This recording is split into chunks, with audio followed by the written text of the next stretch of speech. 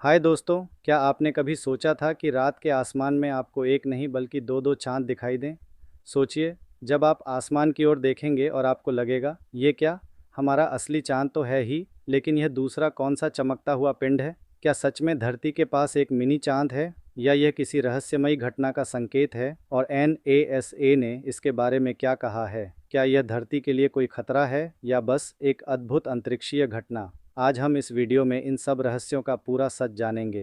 तो दोस्तों, वीडियो को अंत तक ज़रूर देखिए और अभी चैनल को लाइक और सब्सक्राइब कर लीजिए ताकि ऐसी अनोखी जानकारियां आप तक सबसे पहले पहुंचें।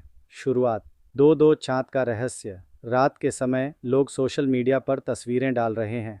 आज आसमान में दो चांद दिखाई दे रहे हैं। कहीं यह ऑप्टिकल इल्यूजन, दृष्टि भ्रम है, कहीं यह कोई ग्रह है, और कहीं यह वास्तव में एक मिनी चांद हो सकता है। पिछले कुछ वर्षों में धरती के आसपास ऐसे कई छोटे छोटे पिंड पकड़े गए हैं जिन्हें वैज्ञानिक क्वाजी मून या मिनी मून कहते हैं। मिनी मून क्या होता है?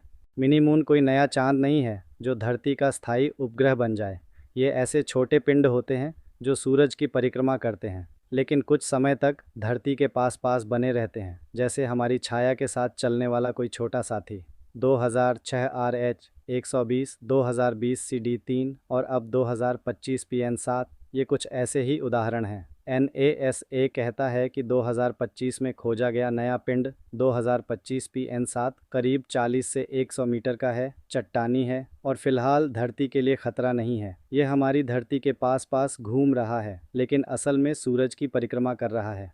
नासा की जानकारी, क्या यह खतरा है? नासा और अन्य वेधशालाएं लगातार इसे ट्रैक कर रही हैं। अब तक के डेटा में यह पूरी तरह प्राकृतिक दिखता है, किसी एस्ट्रॉयड बेल्ट से आया हुआ टुकड़ा, ना कि किसी एलियन सभ्यता का यान। लेकिन वैज्ञानिक इसकी कक्षा, गति और आकार पर रिसर्च कर रहे हैं, क्योंकि यह धरती के बहुत पास आ सकता है। कुछ लोगों ने सोशल मीडिया पर इसे दूसरा चांद कहकर वायरल कर दिया। वास्तव में यह असली चांद से बहुत छोटा है और नंगी आंखों से शायद ही स्पष्ट दिखे, लेकिन जब यह धरती के पास आता है तो दूरबीनों में यह चांद जैसी हल्की झलक देता है। इसीलिए लोग कहते हैं, दो दो चांद।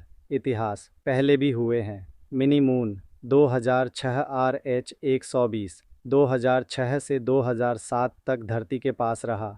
2020 CD3, 2018 से 2020 तक धरती के पास रहा। ये दोनों भी कुछ समय के बाद धरती से दूर चले गए। हर बार जब ऐसा कोई पिंड धरती के पास आता है, वैज्ञानिक उसे ट्रैक करते हैं, उसका आकार, गति, घनत्व और कक्षा मापते हैं और यह समझने की कोशिश करते हैं कि यह कहाँ से आया।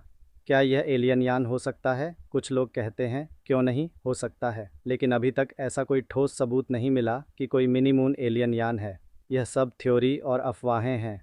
फिर भी ब्रह्मांड इतना बड़ा है कि हम इसे खारिज भी नहीं कर सकते। धरती पर असर।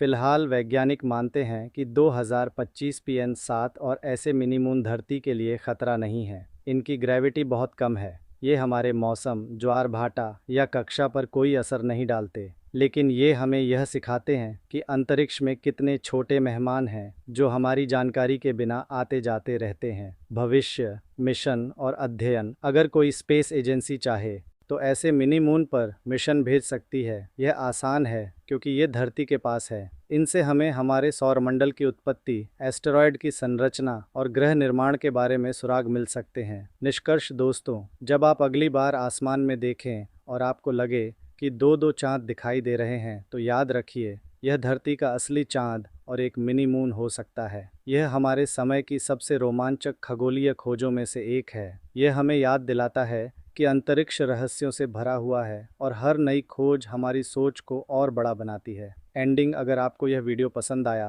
तो लाइक और शेयर ज़रूर करें, और हाँ दोस्तों, मेरे चैनल को सब्सक्राइब करना मत भूलिएगा ताकि जब भी ऐसी नई और रोमांचक जानकारी आए आप सबसे पहले जान सकें। धन्यवाद। जय हिंद।